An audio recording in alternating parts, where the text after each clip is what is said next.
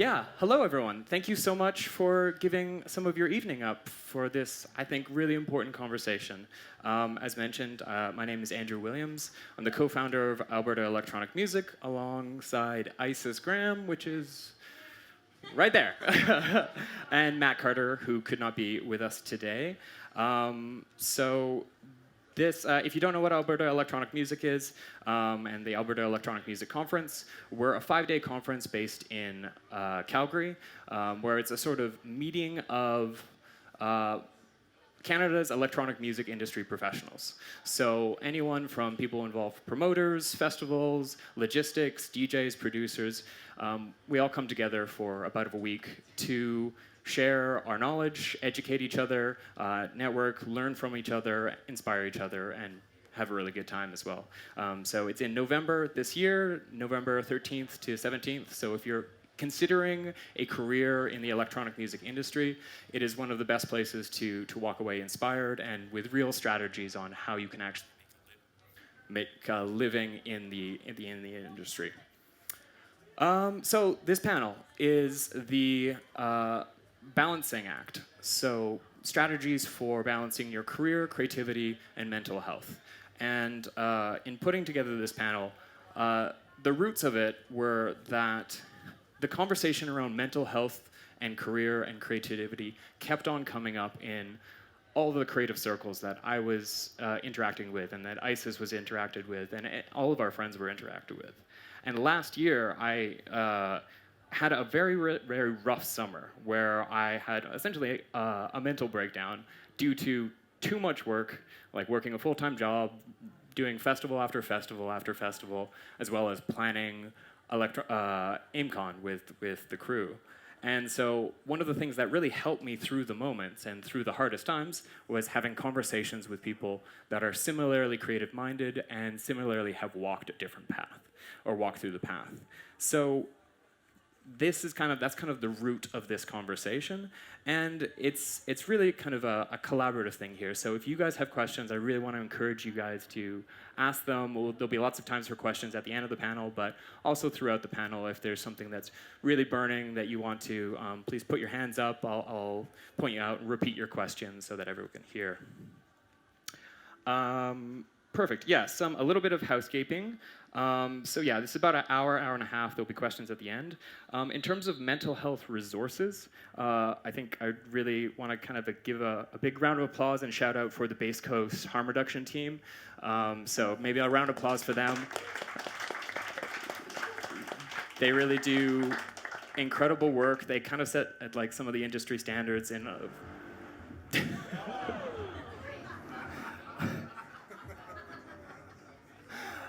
Just knocking on the door. They're just, hi there, main stage. How's it going? See, it's not that serious of a panel. Yeah, so if you feel overwhelmed or at any time, or if you feel like you need a helping hand, I really encourage you to utilize the services of the harm reduction team. You'll see them, I believe they're in pink shirts throughout is that right, pink shirts? Yeah, pink shirts throughout the festival. There's harm reduction sites right in sort of in the intersection of the stages, and the people behind it are some of the most loving and caring and professional people you could ever meet. Also, even in this conversation, so sometimes talking about mental health, things can get a little emotional, and you may be feeling a little intense about anything. So I want everyone just to take a second and introduce yourself to the people around you. Because we're a little community here, and I want everyone to be a little bit comfortable saying hi to each other.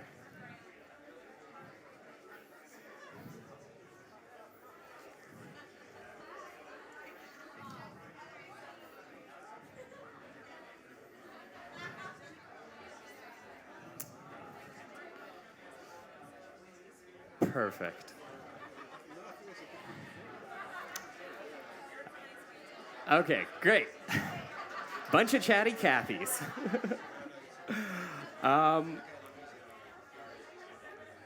So If ever during the conversation you notice your neighbor's having a hard time, or if you're getting a little overwhelmed, not that I hope that you won't, but just look around. You're surrounded by people that care for you and only want the best for you. So this is a truly amazing community in Base Coast, and you guys are all part of it. So thank you for being there.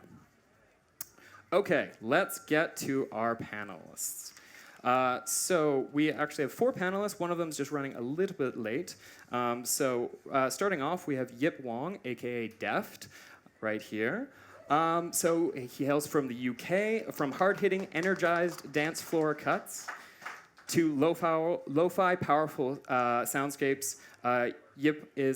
Deft is an innovative bass music producer and a multi-genre producer at that hails from the UK. And his associations with 2020 London, and does A&R for Whatnot Music. And he is playing on the radio stage tonight at 1 a.m., so check him out. Big round of applause for Yip, please. Jenny Lee is the lead singer of AEMCON. That's right? Yeah, okay. Not Ymir. No. Not a Icelandic band named Ymir. AEMCON, and hails from Vancouver, is part of a trio that are playing on main stage, and it is sort of a sultry mixture of electronic R&B, world music, and bass music, and it's a really beautiful mixture of music, and they will be playing on main stage on Saturday at 8:30 to 9:30 p.m. So go check them out. Big round of applause for Jenny, please. At the end, we've got Sarah Spicer, aka Lion S, who is a well-known advocate and organizer in the West Coast party scene and electronic music scene. She's one of the founding minds behind Shambhala's living room stage, as well as the festival, and is sort of known for her eclectic sets, as well as her wide-ranging music taste that includes world music, house music, breaks, and down-tempo music. And I believe she's playing a down-tempo set tomorrow. Tomorrow from 2:30 a.m. to 4:30 a.m. on the Cantina stage. So, again, if you need a break from the insanity and the craziness, Sarah will be serenading you throughout the evening.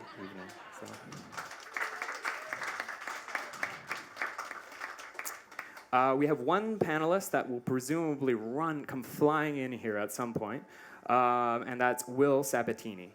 And Will is aka Sabo. He is the founder and curator behind Soul Selectors Music, which is an amazing label based out of the US. He's known for his worldly sets that kind of transport you to other places in the world, the Amazon, Sahara Desert, and he's kind of just the perfect thing to get you warmed up into the evening or come down on your night, so at the end of the night. So he's sort of known for sets at Base Coast and Shambhala, kind of mixes house, bass, percussion, and tribal vocals. And so he'll be joining us. He's playing tonight on main stage at 10 till 12 a.m. So that's Sabo. So round of applause for a guy that's not here. Woo! Okay. With that all sorted, let's dive into this. So we've got 2 microphones. Perfect. I want to start off with this question. So what was one situation where you realized that you overextended yourself? And what did you learn from your experience? What was the actions after that? Yeah, starting with you. So besides doing Deft stuff, I write a lot of music for ads and for TV and for marketing campaigns. And I think overextending myself in doing commercial brand work was something that I realized that I shouldn't do because I don't know, it's a completely different world to doing stuff as an artist and like expressing yourself in that way. And when you're dealing with people that don't understand music or don't understand, I don't know, the meanings behind it, and you're trying to inject what you want into it, I don't know, it just kind of, I just learned not to do that basically because they just don't get it. So, yeah. That's great. How do you still do commercial audio work now? I do, yeah. I'm very selective with the stuff that I do now. I've kind of just learned that I just got to stick to my strengths in that area and not kind of push myself when I know that ultimately it's not going to work out. And how do you vet a client? How do you ask? What kind of questions do you ask to know that it's right for you? I mean, it's not down to me to ask the questions really. Gotcha. It's just like they'll send a brief. They'll be like, we like this. We want something like this. You'll do something like that. It'll get maybe 12 or 13 revisions down the line, and they'll say, actually, this isn't what we're looking for, and they'll go with something else. So it's like that most of the time. I think with this kind of stuff, the money is always, the thing that grabs you in. You know, the win fee for doing these things can go up to like 50, 100K sometimes for some marketing campaigns. So you think to yourself, I could really fucking do with that money. But then you realize that the work that you go through, and it's just not worth it most of the time. Yeah. So, yeah. And now, is that as you continue on your career, do you find it's easier to make that decision? Like, when did you?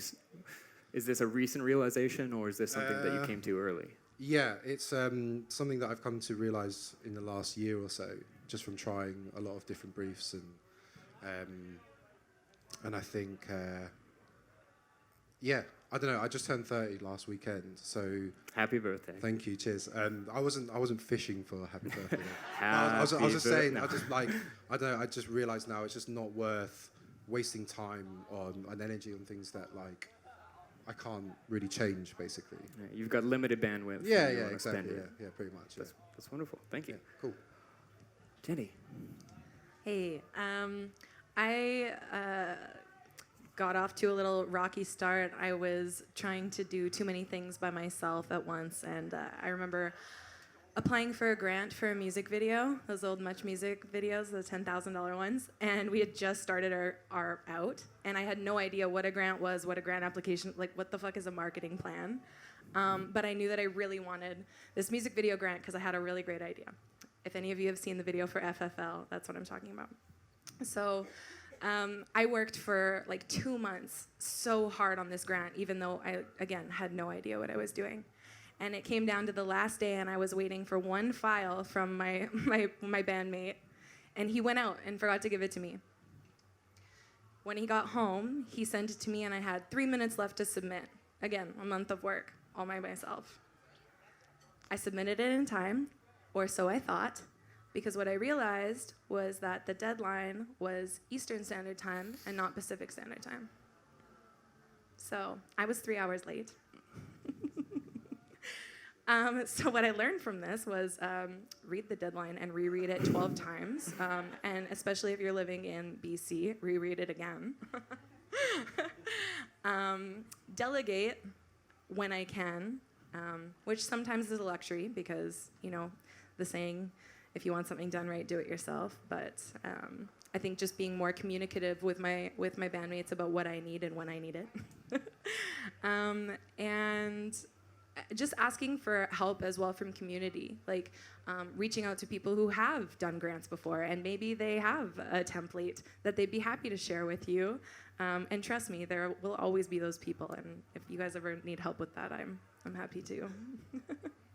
Have you done more grants since this? Yes, we have since actually been quite successful with Canadian grants over the last couple of years, with Factor, Music BC, Creative BC, funding tours, albums, projects, etc. So would you say, in part of your creative income and sort of comfort level, is grants a major part of that in keeping you comfortable? I think being an artist in Vancouver, grants are absolutely necessary to be a sustainable artist.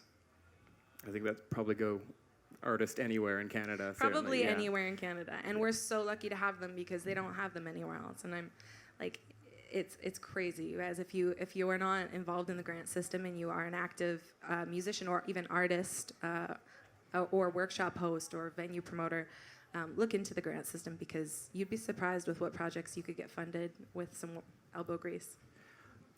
Yeah, there's a lot of, because they're quite annoying and they can be quite long, most people fail to actually go through the process.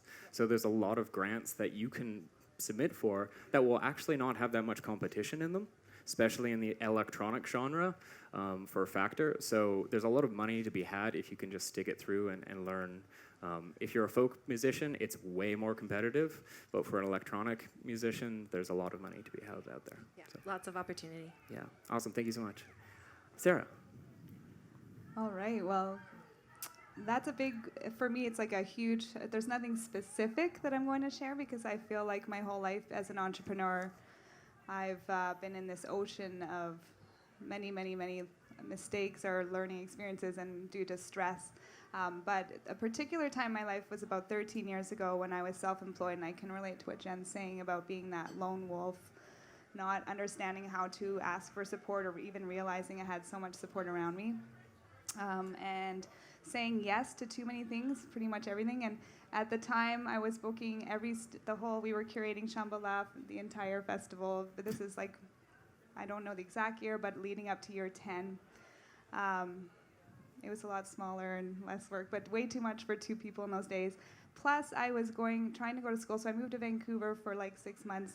And then I decided, since I'm there, I might as well put on a show at the Commodore and do this, and this, plus all these every weekend DJing. It's just nonstop. I used to be afraid to say no, thinking if I say no to a gig, maybe people will think I'm not interested or whatever. So the biggest breakthrough in those days, I had a bit of a light bulb moment when I was about 30, when I was listening to like a nutritional biochemist talk about aging and how aging is a seesaw of damage and repair. And that basically it's not about the rotations around the sun, it's about the difference between biological age and chronological age. And I realized in this moment, hearing this guy talk about this seesaw of damage and repair, that I was totally turbo aging myself. And I, in my early 20s, thought, I'm superwoman, I can do this. But I wanted longevity. I sit here at the age of 43 now, thankfully, because of what I learned from this guy. That it's about pushing up on repair and down on damage, super self-care, saying no is okay, saying no to things, creating healthy boundaries, and just having that trust. And then I did have a breakthrough, and I've learned how to create multiple streams of income. So that's my vehicle to have the freedom so that I may live and breathe my art. It's still, we're all on this journey together. My husband can attest to this, that I still get very stressed out. Who in the room was a little bit stressed out just packing for Base Coast? So imagine the artist's point of view who's creating music because they have a set here. That's the fun part, is the playing. It's the lead up. I comb through my calendar like it's a fine instrument.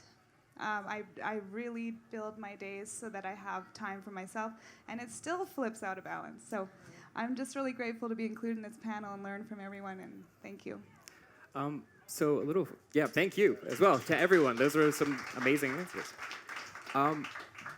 You talked about saying no and getting more comfortable saying no. And I think one of the things that can be really scary for people is actually navigating the phrase no and how to actually come across as being genuine and not pushing it off. So, is there examples of how you would phrase a polite and happy and friendly no to someone that you may want to work with in the future? Absolutely. I always thank everyone for thinking of me, for inviting me to play or perform or be a part of it. Maybe it's curating some event, and I'm always so thankful.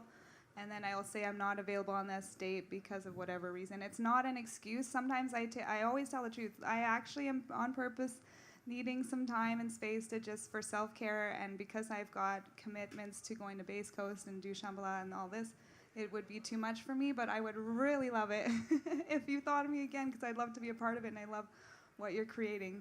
So. And what kind of response, when you started doing this, what was the response from people? Yeah, it was probably, I started taking more responsibility for me, not being that victim blaming thing, that that's a real thing I notice is a thing. I used to be for me years ago. I had this huge lift when I realized it was okay to say no, and that they ended up inviting me the next year. So I was like, okay, I don't have to be afraid of losing out on gigs. This is it. In this now moment, we need to really keep ourselves healthy and be that. I believe if we can all do that, we can all support each other. and just be that role model. Yeah, absolutely. Jenny, Yip, I mean, so Yip, you do a lot of commercial client work. Is there a polite way in a professional or creative sense that you can do the same? Maybe not as... No, not really. No, okay, yeah. I don't know. Like I said, it is a different. Like what you were saying about having time for self-care. It doesn't really exist in that world. Like if I was to say that, they'd just think I was crazy. I think. Irony. Yeah. So it's. I don't know. It's like. I think. I just have to just say no. I can't do it, or I don't have time. Do you ever put, say, barriers in front of even people asking things? Like, so you have a manager or an artist, like an agent, things like that. Is that part of your way of sort of navigating requests and things like that? Yeah. So I mean, I'm not as I don't kind of source the work myself. I kind of agencies have kind of like what's the word? Headhunted you? Yes, that's the word. Yeah. And they'll just send stuff through, and I think because if you're doing it that way, if you turn down work and if you are consistent in not winning this work, they will find other people. Right. So it's a hyper competitive kind of thing. So you kind of, I know you have to know that you're good at doing it in order to do it, basically. Do you ever pass on work to other people that you trust? To kind of keep the relationship going. Yeah, I've kind of done that much more recently, just like in finding friends that I kind of trust and know that they'll be able to help me out with stuff. But again, that's very, very selective. But yeah, like I said, I try not to do too much of it now because it just it's just a waste of time, I think. That's fair. That's fair. Jenny, you got anything? You're good. Okay, perfect. So what? You're all active artists. You're all on the road quite consistently. What type of things that you do when you're on the road to stay healthy and happy? And does your strategies change the longer that you're on the road? So, Jenny, do you want to start us off? Sure. Yeah. I would consider myself and my band a newer artist. We only started touring late last year, and our first international tour was India, which was really, really amazing and incredible, and we're so grateful. And it also was very testing because the schedule was very intense. Travel for 8 to 10 hours during the day, go straight to sound check, play your show, get home at 2:30, wake up at 3:30, do it again 8 times. And I think that and I'm a singer too, so there's vocal health. We're in a very polluted area. It's loud, so there's a lot of things that we're looking at. Indigestion. India. Yeah. Anyways, I think just like knowing when I needed to take time to myself. We were touring with another band as well, and they were so much fun. But just being able to say, hey, you know what, guys, like. I'm gonna go home at 7:00 tonight, and I'm gonna be in my hotel room. If you need me, call me. But otherwise, like the phone is off. I'm chilling, taking that time for myself. Even when we're just on the road in Canada recently, it's like I need 2 hours to decompress, or to meditate, or to do my vocal warm-ups, or just these things. I'll always bring tea with me on the road, and. Just taking that time to yourself so that you can decompress, so that then when you need to be on, you can be on. When you need to be social, you can be social. But if you don't take that time to yourself, then you're never refilling the battery. And honestly, I don't know, that would be so challenging if you weren't doing that. So definitely just knowing when to say, hey, I'm going to take a break. I'll see you guys in a bit. Do your bandmates also take those kind of steps themselves? Yeah, definitely. I think they're a bit more active and like social and adventurous when we're on tour. Yeah. But I think that everybody knows when to take their space and when to give space, and to always just respect that. It's nothing personal, ever. Awesome. Thank you so much. Yeah. Sarah? All right. Well, I don't travel even probably a quarter as much as probably you guys do with my actual artist or music career, but I do travel a lot. I have 2 businesses, and I do know what it's like to be on the road a lot, traveling and also managing both businesses with the work that we do with the festivals and then also the gigs that I'm excited to say yes to, and it takes a lot of energy to prepare for. And then they're sporadic, but then when you fill in all of the other travel that I do for my other business, it takes a lot of effort for me personally to keep my head clear. And I have, first of all, I eat, I'm really all about nutrition. I think we need to nourish ourselves. That's first and foremost. And hydration is really key. I like what you said about turning your phone off and just chilling. There's times when I literally am like, I can't even take like music or any kind of sound. So I really recognize meditation and those moments that I can take to get into nature are really key for me. And things to plan, like I said, not everyone has this luxury, but I do. I've created time freedom. But so I'll plan my road trips and I'll go a day ahead, or I'll plan to get to that place where I take a plane or wherever. Because stuff goes off. Like Sabo's late. He's driving up from Vancouver today, and he's probably hustling to get here. And sometimes we plan those extra couple hours, but it doesn't, shit can happen. Life happens. I do consume more than just eating food. I consume intelligently designed plant-based formulas with adaptogens that help my personal resilience to stress. And I'm really focused in my almost mid-40s now on sleep. I used to struggle with migraines like over 14 years ago chronically. I haven't had a migraine in 14 years. So I utilize plants for medicine. And sleep is a really difficult thing. Who in the room has a tough time sleeping? If we don't sleep and then we have like a huge project or a show to perform at the next day, how is that going to do for us? It's not that great. So sleep is like the most important thing, and then food, and then my adaptogens that I love to have that extra support with. Does your schedule and your like when you're on site at Shambhala, now you're there for many weeks beforehand, or I mean it's probably changed over the course of the year. So Because of the time. It's a year-round job for the directors, and there's a whole booking process. Once we're done with signing off all the lineup, the release, it's very stressful. We continue to work with all that, but then we have to work on the crews and stage crews and all the details. I feel like if I don't turn it off, it never turns itself off. And then come Monday, we get access to site, and I will have a crew up there while I fly to a conference for my health business, and it's all happening. I'm still responsible, but there's like multiple things going on, and then once it's showtime, it just seems like it never ends. But I've gotten a lot better at this age to really balance it out. I'm not sure exactly how I can explain it all. It's a big topic. Do you while at Shambhala on site, are you able to enjoy it, or do you just spend the entire time sort of analyzing, we could have done this or this kind of thing, or are you able to be present? A lot better now, but it depends. If there's like a fire encroaching the river from across the way, then it's pretty stressful. If we have to reprogram our entire Sunday night, it's pretty stressful. Luckily, some of the artists were there already, and we were able to rearrange, of course. So last year was a walk in the park compared to the year prior. So I would say it's different depending on each circumstance. Yeah. Yep. I have way more fun myself personally, just like dancing. I love this festival. Base Coast is my fun weekend away. The best festival is the festival you're not working at. Yeah. I don't tour that often.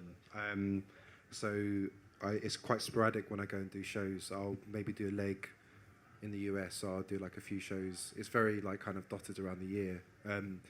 So I haven't kind of got into a routine of like, because I'm not doing it regularly, I have to kind of keep checking, and I'm a natural warrior. Not a warrior, but like I worry a lot. So like the complete opposite, basically. So I have to, I think I've just kind of, I focus a lot more on the negatives than I do on the positives. So when I kind of come out to these shows, I'm always worried about if I've forgotten something. You know, all the little small things I just run through my mind. So I think I've just taught myself to focus on the fact that I'm able to do this for a living, and I get to do this, and I get to kind of meet people that are into my music, and I get to play music that I like, and it's doing that. And I think, talking to people. Like, it took me a long time. I was very insular when I was growing up, and obviously doing this kind of work, you have to be social. You have to network. You have to do all of those things. You have to be able to turn it on and turn it off. And I found that really difficult for the first maybe 5 or 6 years or so. And I just found talking to friends and my family while I'm abroad, and just getting out what's going in your head, like your insecurities and stuff. It just temporarily relieves you of that stress. It's just you're passing your burden on to someone else, basically, kind of thing. But you're doing it with people that understand you, and they know that you just go through this, and they'll just talk you out of it, and you'll be fine. So you would describe yourself as an introvert? Yeah, I think now I've kind of learned to I know when I can turn it on and when I can turn it off, and like you guys are saying, just like kind of know when to say, okay, I'm going to stop, I'm going to go and sleep, or just chill out, or read or watch a TV show or something. Like, now, does it take you quite a while to recover from these sort of jaunts out to the States or to Canada, to Base Coast? Yeah, I think it does, because you go from the regularity of being on my own a lot in the studio. You go into these environments where you're just surrounded by people all the time. You kind of ride this high almost, and then you come back and it's nothing, not nothing, but that silence. It's kind of disappeared, So yeah, it takes a while to adjust to that, but I think that's just all part of the process. You just kind of understand it is what it is, and you learn to appreciate it for it, and not to focus on the negative of the down of it, I suppose. So you can sort of catch yourself kind of slipping and being too anxious. And Definitely. Yeah. I mean, I was anxious before I came in here, so yeah. Always. Yeah. Well, thank you. You're doing great. So, are you, Sarah and Jenny? Would you consider yourselves introverts, extroverts? I consider myself an extrovert for sure, but again, I need to have decompression now. In my older age, in my 20s, I was like, yeah, fucking giver. But now in my 30s, I'm like, no, I need a night off. Thank you though very much. But yeah, meeting people at first, I'm shy, but I'm kind of, like you said, you kind of just have to get over it. So yeah, it's cool. Whatever. We'll chat later. I was born an introvert. I'm an introvert expert. I've learned when I prepare myself to turn it on, because I want to be myself and authentic. And if I'm being standoffish or weird, it's because my head's not straight. I need time, and I need to get to nature and take a break from social everything. That's what I do, and then I'm ready to be social and have real conversations and connect with everyone when I'm feeling great and energized and vital. Does the whole fake it until you make it kind of strategy work for you guys? Do you believe that's a thing? I was coached that when I was learning to get on a mic, and get over the fear. Public speaking is terrifying, but I've grown into being more comfortable. That's what I was told to do, and then so I just kind of was shaking in my boots. And then over time, just doing it over and over, it does I felt more comfortable over time. It gets better. Yeah. So yes, for real, fake it till you make it. Yeah, for sure. That's great. One of the things about we keep on touching off is the ability to turn off and separate yourself from either the intensity of what you're doing and the creative things and your work. I want to know, how does social media how do you deal with the sort of constant issue and sort of demands of social media within that kind of balance, that duality? Again, this is somewhere that I kind of struggle. I'm not going to lie. I run all of our socials.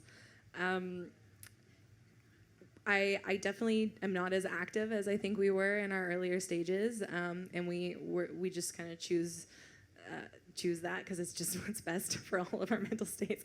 But I'm not really on it. I'm not really on social media on a personal level anymore. Like because it's part of my job, I have no interest in spending my spare time being on Facebook.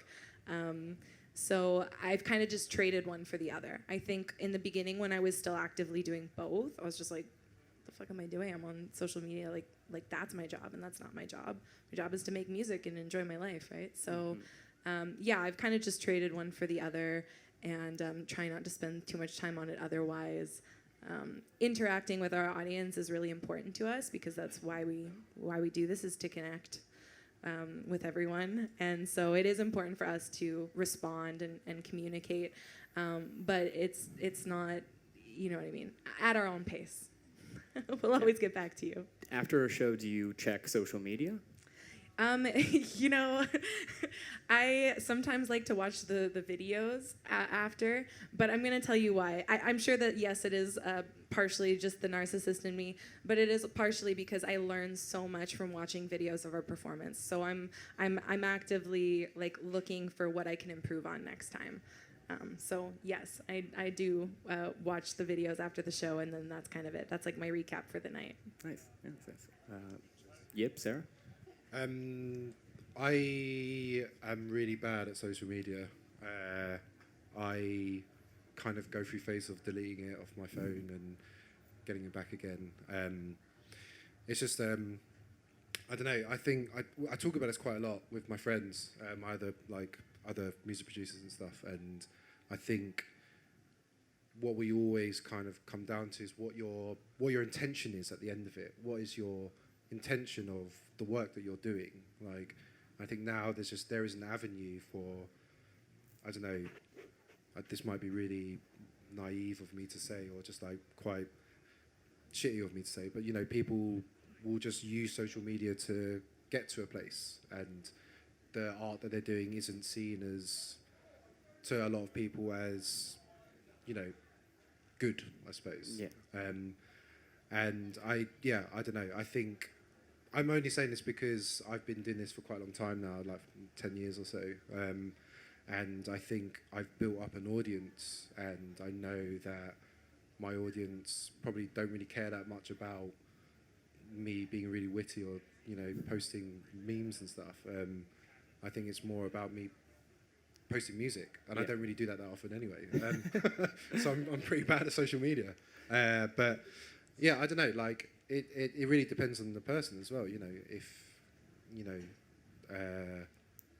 I think now the way that we kind of interact with art, it's now, I feel like the shift has changed where, like, the artist doesn't have as much power anymore. It's more based on the audience. It's like, if your audience wants something, it's so visible to you what they want, and you have to give it to them. If you want, you feel the pressure to want to give it to them. Mm-hmm. So in that sense, I think it's kind of important, and I do understand the importance of it, but there is a lot of abuse of it, I think. Yeah. When would you say no to your audience?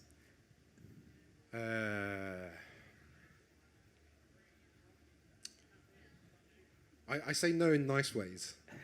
So if they'll ask me to play certain songs. Of your own or others? Of my own. I hate playing my own songs. I will play a few tonight, but yeah, I do. I know it's really bad. I'm not a very good artist, basically. I beg to differ, but that's... No, I'm good. Come and see me, please.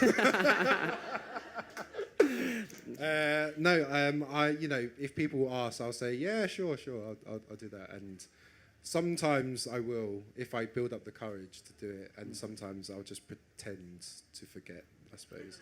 It's bad. I'm sorry, it is bad, but that's something I need to overcome, I suppose. Yeah. So, when you produce a song, are you sort of producing it in a void away from the audience, so that you can kind of distance yourself from their expectations?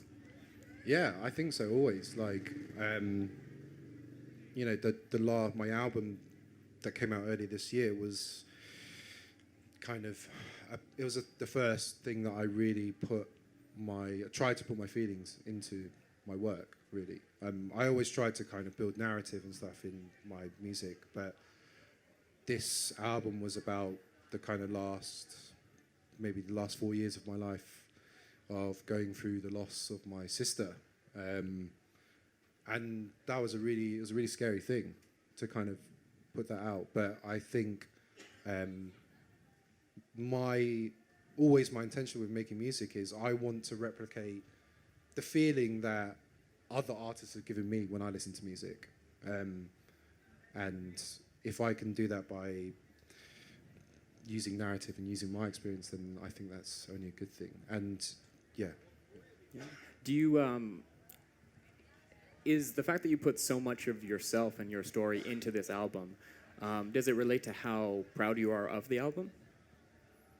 Yeah, I think so, yeah.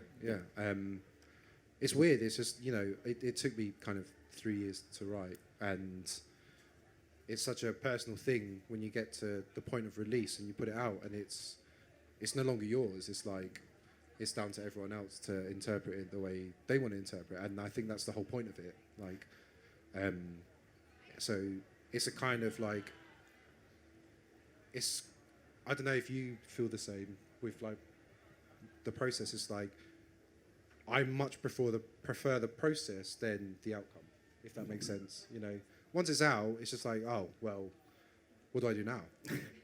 Like, and I've kind of felt like that since the album came out. I don't really know what I want to do with. Sorry, I'm waffling a bit. Sorry.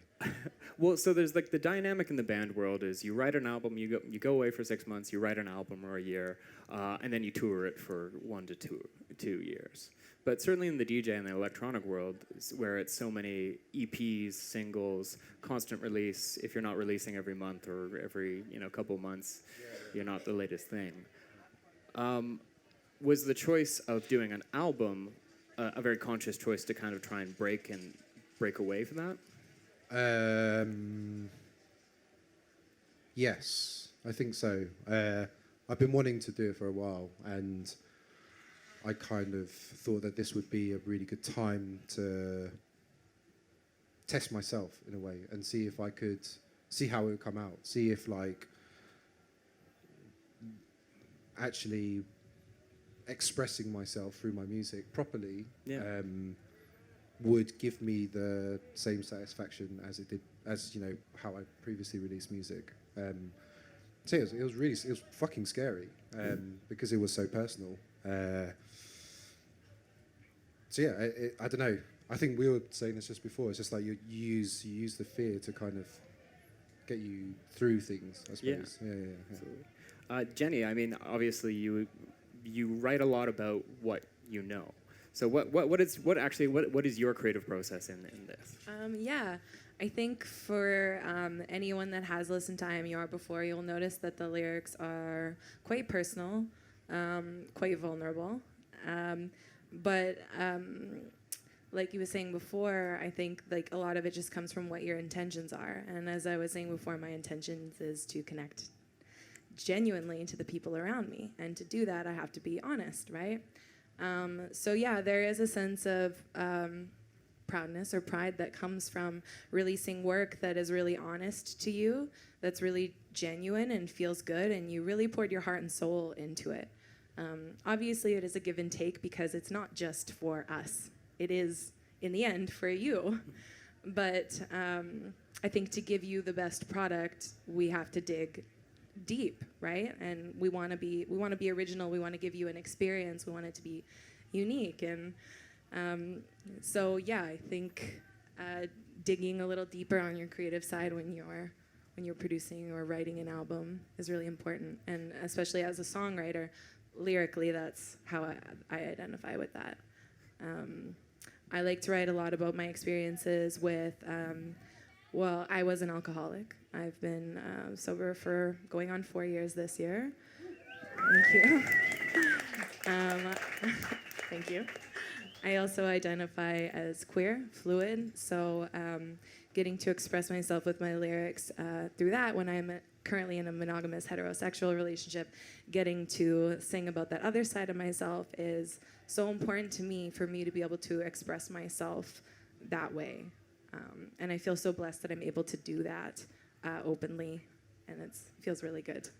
So it's kind of that side of things is the cathartic side. You're using it as a mental health technique. I honestly don't, like, I hate saying this, but I don't know where I would be if I didn't have music. I think that's probably true for everyone in this room. I think that's probably true for everyone that's here. It's one of those things that, especially if you're pursuing it as a career, it's probably because it's the only thing that you can do. I don't mean like it's the only thing you can do. Obviously, we can do anything we want to do, but I mean it's like I have to do this. So I will go through the war. I will fight tooth and nail. I will do everything that I can because this is all I want to be doing. The process of you've got two bandmates. Do you co-write with them, or is it a separate process? In the past, it has been a separate process. I think going forward, we're working together a lot more on the production as well as the lyrical aspects. So I think going forward, it will be more collaborative. But I think I've just been, again, like it's a pretty new act, and I haven't been writing for that long. So it's always just been a very personal thing for me to just be in my room writing alone. But I'm starting to open up and explore like co-writing with other people, and it's such a great way to expand your lyrical vocabulary as well. Collaborating with other artists and sharing that space is so great. And I'm in a band with two men, and they always create a really safe environment for me to be able to run these ideas and self-expression again, especially when it is so personal. When you're collecting constructive feedback, sometimes it's not things you want to hear, right? But it's all very valuable, and it's nice to have that given to you in a way that's not taking anything away from you, but is really giving you something. So I think it's all building your community and building the people you surround yourself and making sure that that's a very safe and good environment for you to be in. Wonderful, thanks. Sarah, you just started a new creative project that has a collaborative element into it. And you're telling me that it was a real creative release. So tell us a little bit about that project and how it came about. Sure. Well, I feel really blessed to. I was given up for adoption. I had a great life, raised by an awesome family, and then I've had the blessing of meeting my biological mother in 1998. So I've gotten to know her along with my sibling, my half brother and sister. And I could have never predicted that one day my brother and I would collaborate on making music together. And it's been like a creative outlet for myself because I think it's really cute. And I'm like, oh, this is, I've been in the industry. Is Derek here? I should probably check if he's here. He goes by Bird. Anyway, it's his first bass coast. And for 3 years, we've been getting together, and he went to production school, so really I couldn't do it without him. And the music we make is curated by myself and him, and I'll go through all the, let's use this bass, this, all the different layers. I'm choosing it, and we're working together. We record our voice, which I'm proof that you can be a terrible singer, and you can make it sound good. We decided, hey, there's this chill tempo set Michael Red asked me to play at.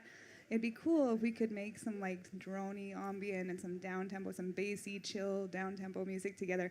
And he got really excited, so we put a lot of time into preparing that. For me, it just is so cool to go through the process. I'm in love with the process as well, just to be able to have this connection with my little brother, who's, there's quite a gap in age between us. And then I get to witness him when he hears it and feels it tomorrow night. So, that's all it is for me, like, I'm not after a music career. I feel so blessed to be living and breathing my art, being creative. If I didn't do that, I don't know. I think it's so important. I think everyone has their own gift and talent. And where the struggle I see is if people are like stuck they're either doing it as a career and becoming successful. It's not easy to do that. Or they're struggling as an artist and they don't want to. Who wants to work if you want to be in the music studio all the time? And so there's solutions around creating leverage and creating. But people struggle in my life. I have a lot of friends who are super talented and they're not in that percentile of but they're in the studios and it's like they're so talented.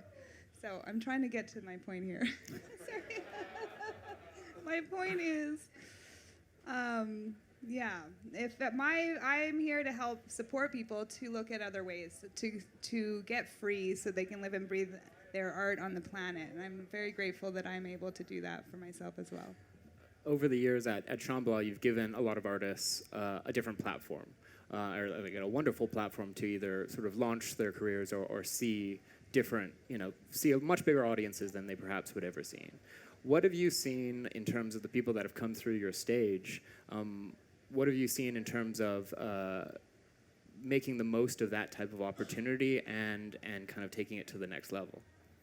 Yeah, I'm in love with curating because I love being that connector and I love discovering artists that are like, and SoundCloud is an avenue where I'll find someone and check out who they're following, and then you go onto this rabbit hole. Next thing we know, we're like, let's bring this guy from Brazil to the living room. And it's kind of cool to see what happens afterwards. And we wouldn't just do it, there's the curating and tastemaking aspect. There's also those people that are we can see it happening. It's like, okay, let's get them into the living, if it fits the vibe of the living room.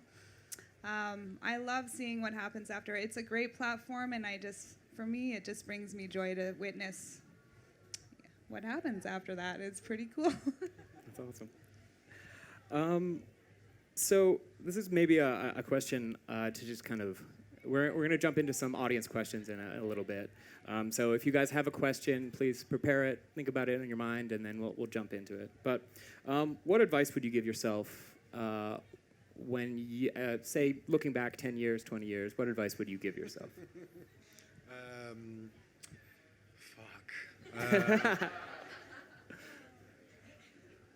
Shit, I don't know. I think it would be to focus on your strengths, listen to yourself a lot more, and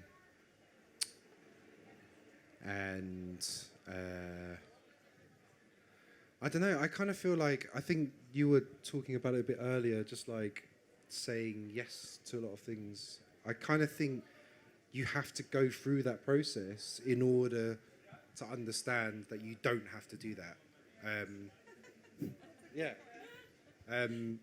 So I don't know. Like I was the same. I would say yes to any work that would come, and you do realise that you just don't need to do that. So I'm not sure if that's. Maybe it's not. I don't know. I think don't say yes to everything, basically, because the people that want to work with you will work with you, I think.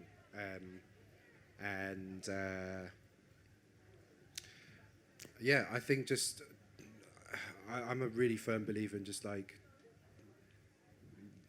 understanding what your intention is with what you do. And as long as you stay true to yourself about that, I think whatever comes from that will always ultimately be positive, I think. Absolutely. Yeah. You mentioned that you should learn how to play to your strengths. Yeah. What kind of things, how did you discover your strengths? By having a good network of people around me, people that I trusted, that I could send music to and be like, is this good? Ask them if it was good. And they would tell me yes, or they would tell me no. And I think just, being able to have a group of people that you are able to send your work to, and you know that you trust their judgment and you value their judgment, is so, so important, because ultimately, what you think is good, I think at the end of it, it's going to be, you're doing it for other people, like you were saying, and so if you don't really have an audience with what you're doing, then, but I don't know, it's the same with your intention. You could not really want that with your art. You could just want to paint shit at home, and it doesn't matter. Yeah, I don't think it matters. So I don't really know what my answer is to that. I've kind of said it. Yeah, it was still a fun journey. I think just stay true to yourself. Okay. Yeah. Thank you. You. Do you, man. Just do you. Yeah, there's, I don't know, a lot of things that I would tell myself 4 years ago, but I think something that still comes in handy for me often is patience and perseverance. Because you might really want something at a particular moment in time and think that you really deserve it even, and you didn't get it. And sometimes that can be devastating. But just trust that that honestly wasn't the right time. And there will be a time that it'll come, and you'll be so much more grateful that 3 years later when you got that thing that you didn't get it the 3 years before when you thought you were ready and deserved it, because you probably didn't, and that's why you didn't get it. But I know it sounds harsh, but like this happens to me every day of my life. So example, I've been applying for Base Coast for 3 years now, and every year so disappointed because I'm like, I just think it would be such a good fit. We need to be at Base Coast. You know, like, what are they thinking? They need to bring us on. Anyways, this was the first year that we didn't apply. And the librarian saw our set at Shambhala last year and then saw us play in India, which is crazy that, you know, we all live in Vancouver, but she had to come to India to see us play. So we were asked to come on, and now we're playing the main stage on a Saturday night. Yeah. Thank you. Had we gotten that gig 3 years ago, that would not be the case. So, patience, perseverance. Great answer. And intention, that's powerful. I think 100% intention creates the results you want. The timeline doesn't necessarily land where you want it always. I would remind myself, if I could speak to my future self back then, and just say, be gentle. There's that monkey mind, and then there's that other voice. And I think I would remind myself to like ignore that other voice and be gentle. And so what if we like fall down flat on our face? We just get up, dust ourselves off, and start over. And every day is a new day. We literally are miracles. Our bodies are miracles. We're 350. This is the other thing my scientist friend inspired me with. He reminded me that tomorrow I'm a different person when I wake up, because we're reproducing those cells every single day. So we can literally start over and start fresh. My thoughts become, it creates tension in the body. That's what I like to remind myself to work on. And I think I create a lot more stress than I needed to, just because of the thoughts I was thinking that came. Where did they come from? It's not other people. It's us judging ourselves. So just to be gentle, nurturing, less judgmental, and trusting as well. Kind of seems like expectation is like the root of a lot of sadness and assumptions. That seems to be kind of a similar theme to everyone. Yeah. Yes. Yeah, I just wanted to say,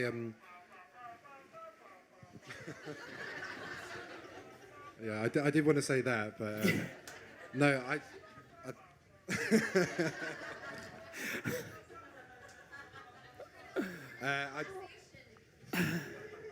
I just wanted to say, don't be scared to fuck up, and you will fuck up. And no, I'm not saying that as like you're gonna be shit. I'm saying like you will make mistakes, and it's okay to make mistakes, because you have to make mistakes to learn from that. And don't see it as a knockdown, just see it as a way to rectify whatever you're doing. Yeah. Could you say that again? One failure is one step closer to success. Very, very true. Sort of every chance you should get is to try and fail fail as much hard. as you possibly can. Fail, you will be fail. a very successful person. Yeah. Just ask me. Yeah. It's a law of large numbers. Just try as many ideas and put as much out there, and at least some of it will work, probably. So I'm going to get a few quick questions, because I would like maybe some actionable stuff and maybe a little bit more technical side of things. What are some ways that you guys organize your life? So are you big calendar peoples? Are you big list peoples? How do you organize your team if you work with a team? Okay, I'll start. I rely heavily on iPhone calendar that syncs up to the laptop. I set my weekly meetings they're already preset, and then, like I said, I like to build the self-care into that schedule.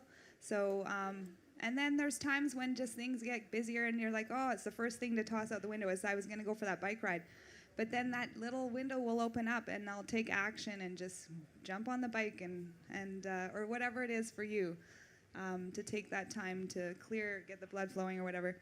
and go back to work. And then, what was the question? Something about managing. Strategy, just like what tools do you use in your life to Tools. organize your life? So iPhone calendar, So that is for list. sure. And then I turn it off onto airplane mode when I go to bed. And there's so many tools, but I think. Do you guys use a tool for managing your team at Shambhala? Oh, yeah. I mean, yes, there's definitely a lot of different apps and things for that as well. I create leverage with my other business, too, because I work with business partners. And anyway, it goes on and on. Cool. Sorry. Yeah, that's good. Jenny? Yeah, there's 3 of us, so we use Slack.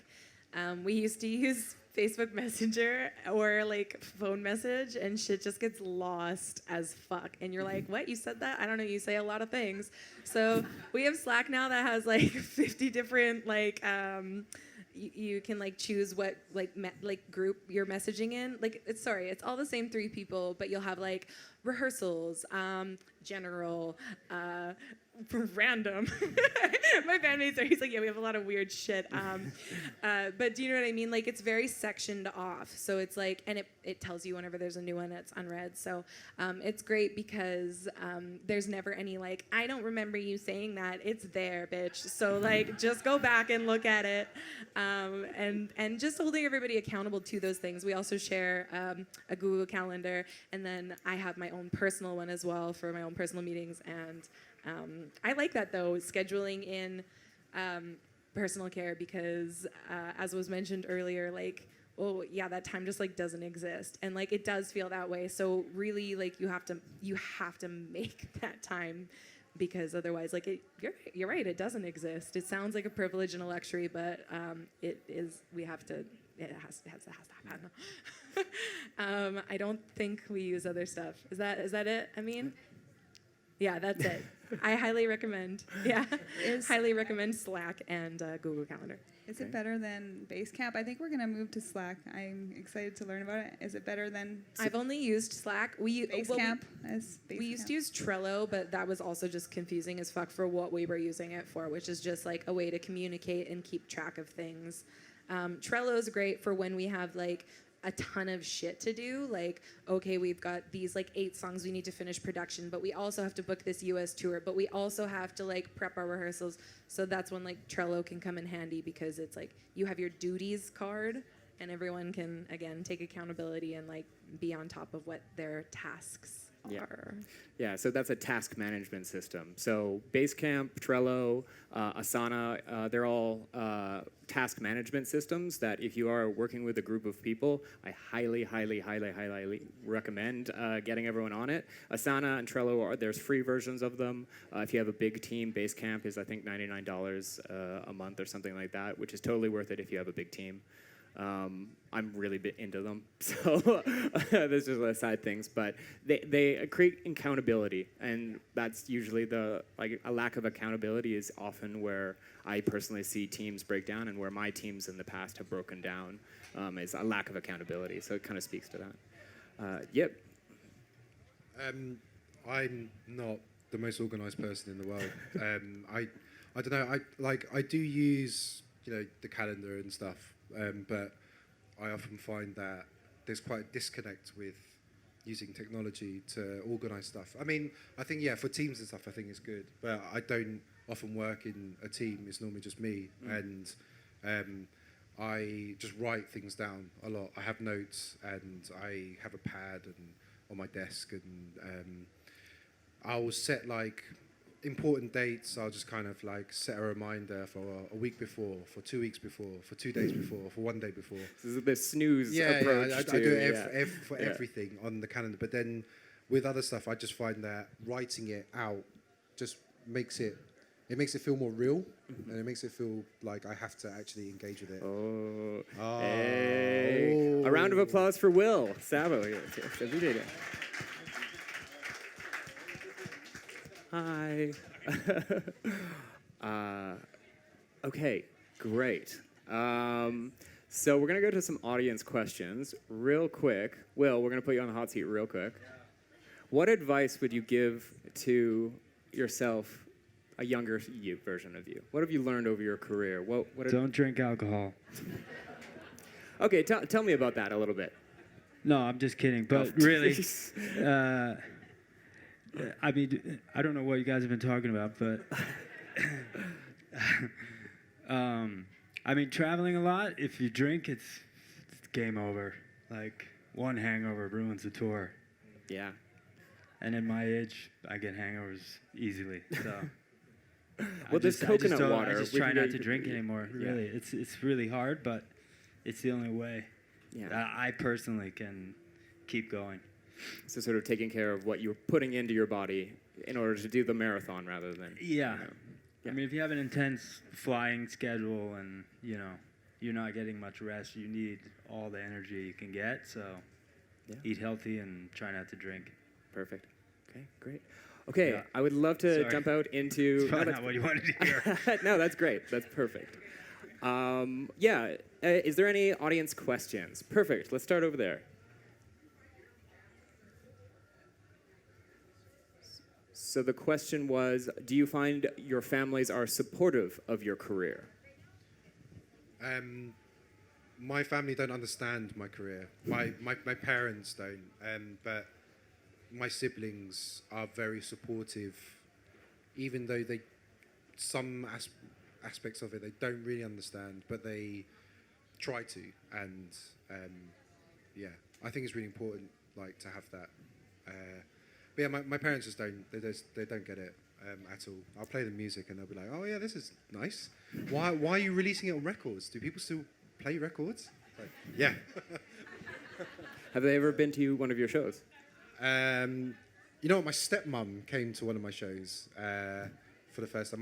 My dad hasn't. My mum hasn't. But my stepmom came. It was in like a basement club in East London in Hackney, and it was cold, and she was just wearing this huge puffer jacket. And it was just like, it was so sweaty in there, but she was just fucking going for it, man. Like, in the jacket, I was like, yeah, that's kind of sick, man. I'm into that, yeah. Yeah. Yeah. I'm very, very lucky. My family is super supportive. I've got two moms, two dads, and they're all musicians or sound engineers. And I was like a late bloomer when it came to music. Like, so I didn't start actually like writing at all until my mid-20s. I was a banker before, so a pretty large shift. But I'm very lucky. They've been like, I think this is like all they wanted for me growing up. So they're just like thrilled. And in fact, my mom and stepdad will be here tomorrow. So shout outs to the moms and pops. My parents definitely didn't understand what I was into in my early 20s, and I didn't choose to like take a career in throwing parties for a living. It kind of just evolved that way, and now I have other sources of income as well. It was over time, I just kind of ignored it, and then my dad's 76, he came to Shambhala last year, and it was 2 years ago when Nightmares on Wax was playing in the living room, and he got to hang out with him and thought it was pretty cool, and he'd been a decade prior and was blown away then. So over the years, they just started to become more proud over time, and I just didn't give up on, I didn't actually care. I was like, I'm just doing this. I'm going to take that back. Of course I care about my family and what they think. Of course I do. And I'm just grateful they're supportive now. Sorry. Yeah, my mom is super supportive. She's a big fan, and as long as she doesn't have to pay any bills ever again, she's like, cool, do you. Was there a moment where she kind of got that this is going to be your life? Yeah, when I quit my day job and told her that's it. When did you know to quit? So that the challenge of, I mean, maybe many people in this room have day job to support their art.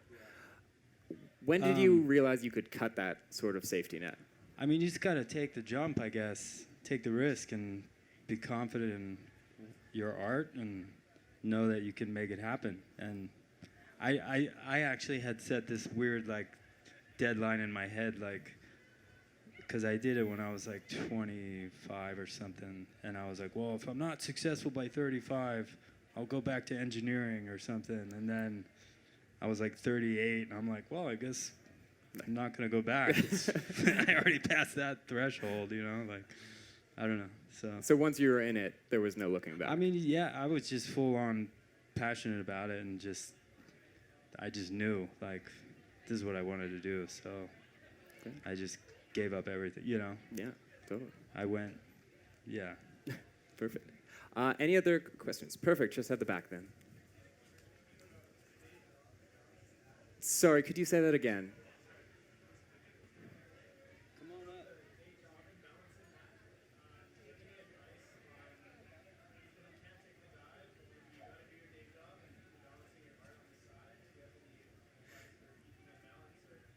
So the question for the room is there any advice for someone that can't take the full drive but still wants to balance the art? Am I? Yeah. Okay. Perfect. Yeah, I think that it's the same as like what Sarah was saying earlier. Is like now that she's a full-time like doing her art, she has to schedule time for personal care. You obviously still want to do that, but you're gonna have to schedule time for your art sometimes, because you won't always feel like you have that time. And obviously, like you want to be able to create when you're feeling inspired, but sometimes you just have to sit down and do the work, and the inspiration will come. And even if it's starting your session by just listening to some new music, or taking some tips from friends, or whatever, watching a tutorial on something new on Ableton or whatever DAW you use. But just like sitting down and making the time for it. When Mikey and I first started out, we were both working full time, and we'd meet up every night and work on music, and it was fun. So just try to find ways to keep it fun for yourself, so that you're wanting to put the time in. And as I said earlier, I guess just intention as well, always. Sarah, Will? Oh, yeah. Yep. Yeah, I think, just going to kind of reiterate what you said. I think just like be willing to make compromise. I think you have to dedicate time, so you have to cut out certain things of your life and understand that you can't.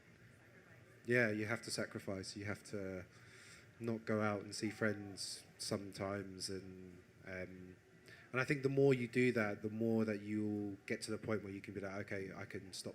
I can fully throw myself into this.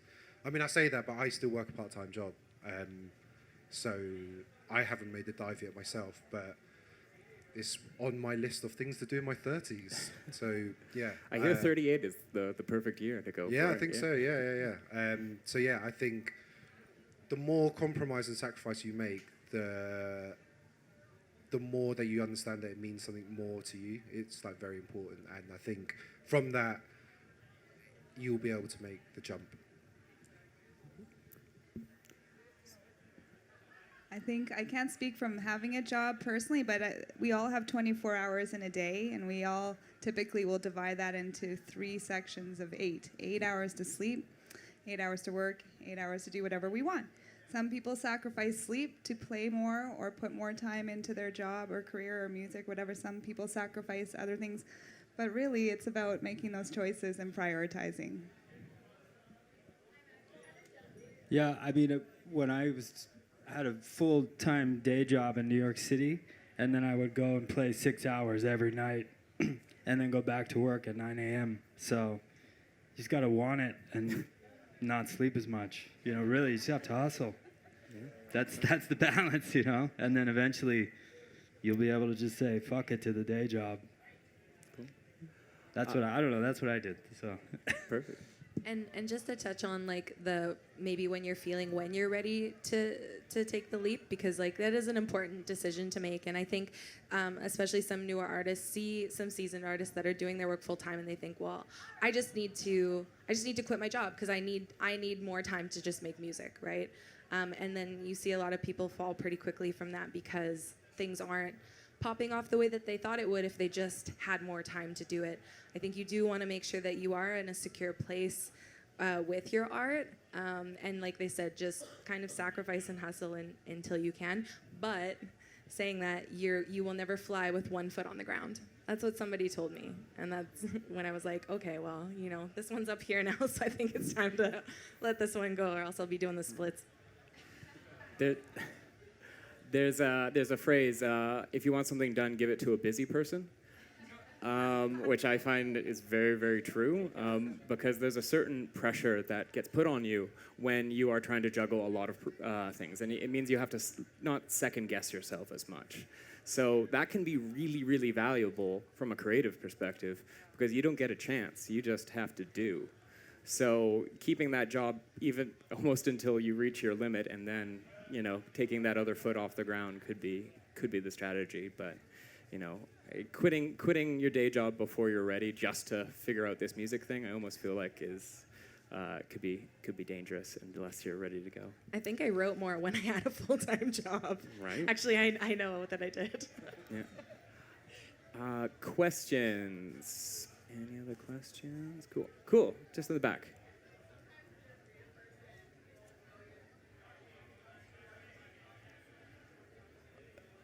Sorry, could you speak up a little bit? It's very loud, sorry.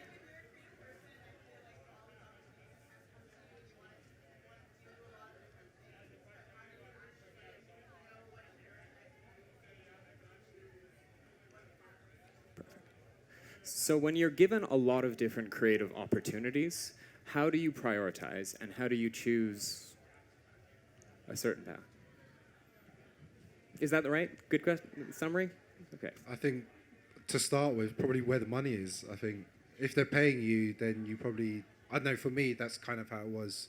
And I think from doing that, you will then be in a position to know what you're good at doing, know what you're not good at doing, and you refine the jobs that you take, I think, than the work that you take on. And you understand more about yourself. I think it's all about that whole thing of like saying yes at the beginning, like,